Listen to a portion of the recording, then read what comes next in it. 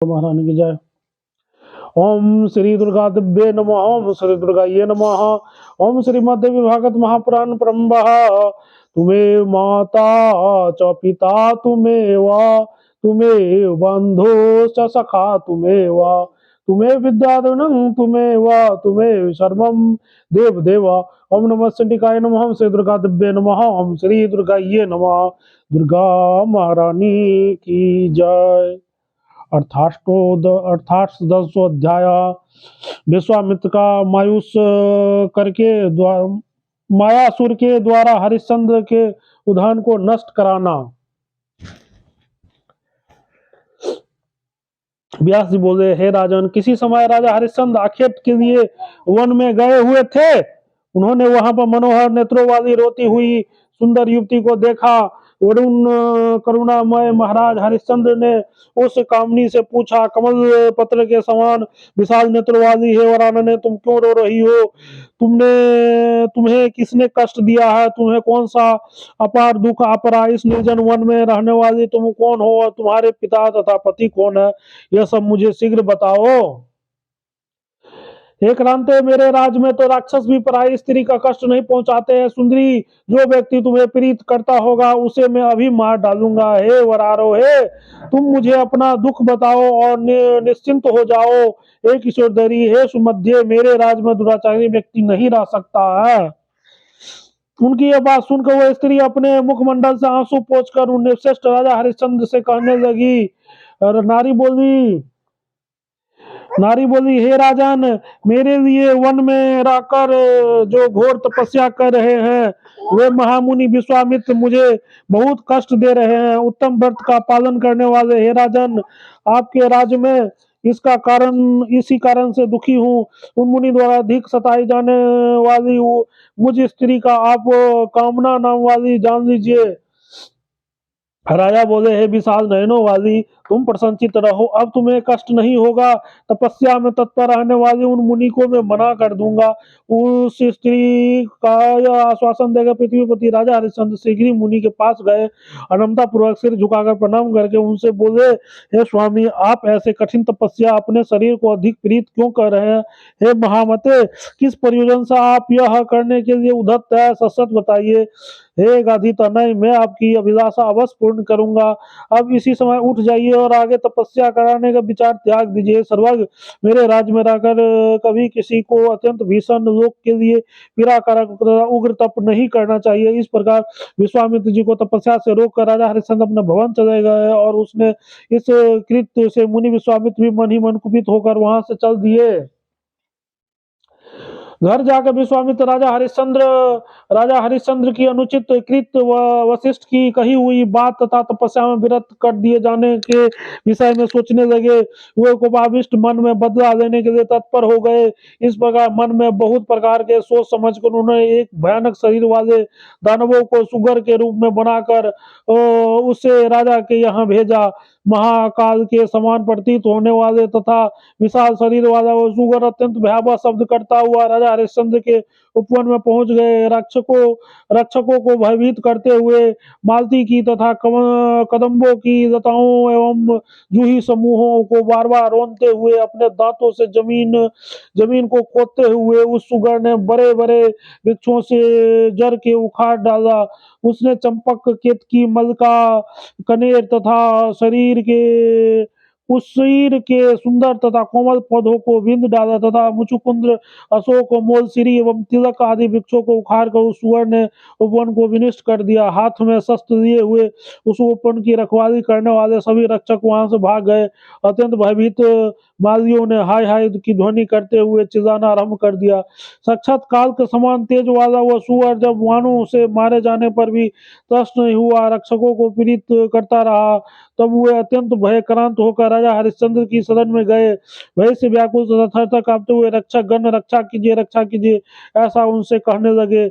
तब भय से घबराए हुए उन रक्षकों के समक्ष उपस्थित देखकर राजा ने उनसे पूछा, आप लोगों को क्या भय है और किस लिए आप यहाँ आए हुए हैं?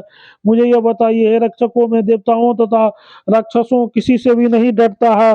तुम्हें यह भय किसने उत्पन्न हुआ है? मेरे सामने उसे बताओ, मैं उन अभागे शत्रुओं को एक ही बाण में अभी मार डालता हूँ।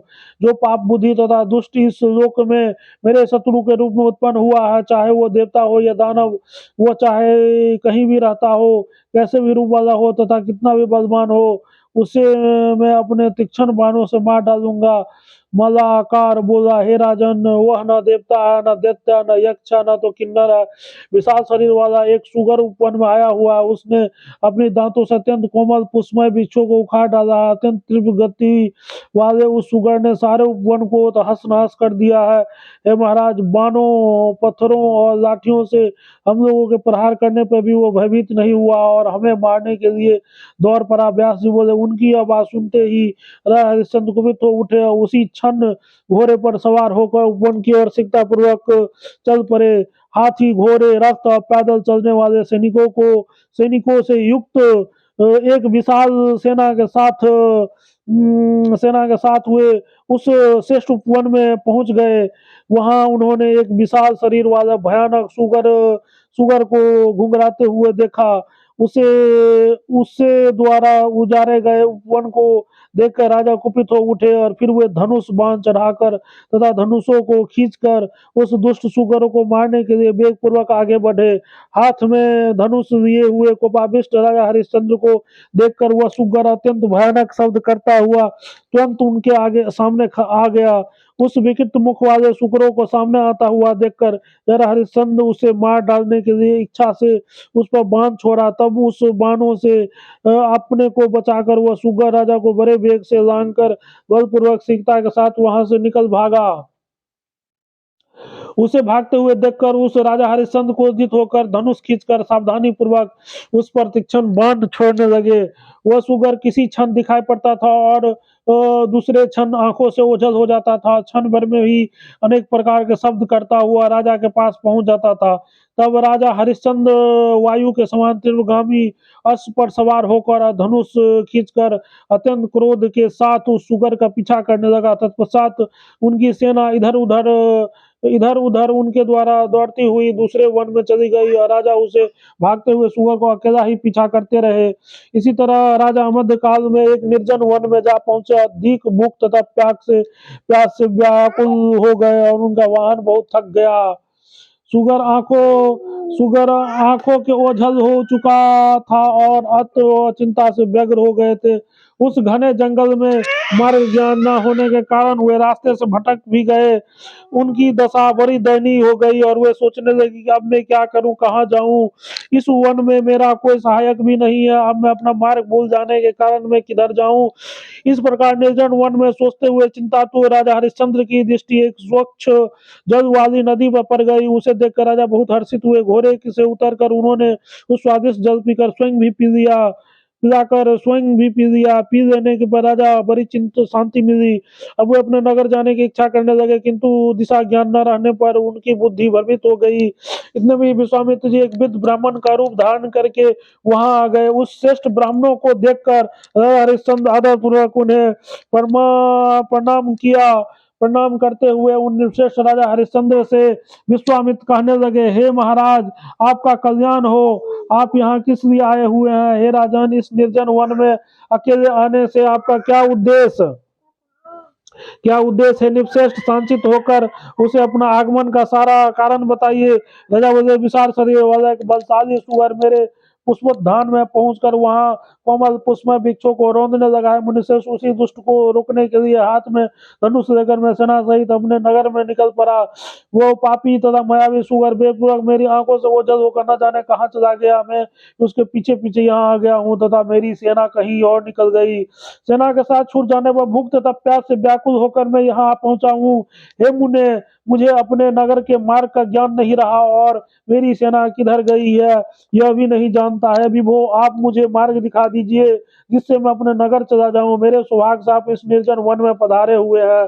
मैं अयोध्या का राजा और हरिश्चंद्र नाम से विख्यात हूँ। मैं रासुई यज्ञ कर चुका हूँ और याचना करने वाले को उनकी हर अभिलाषित वस्तु सर्वदा प्रदान करता हूँ। हे ब्राह्मण, हे द्विजश्रेष्ठ, यदि आपको भी यज्ञ के निमित्त धन की आवश्यकता हो तो अयोध्या आए, मैं आपको प्रचुर धन प्रदान करूंगा। इति श्रीमद् भागवत महापुराण सहस्त्रायां सहितायां सप्तम स्कंधे हरिश्चंद्र द्वारा विद ब्राह्मणं धन दान प्रतिज्ञा वर्णन नामोष्टदंशोऽध्याय। ओम तत्सत। प्रेम से बोलो जगत जननी जगदम्बा माता की जाय। बोले बोले दुर्गा महारानी की जाय। दुर्गे दुर्गत के नाशनी जय माँ।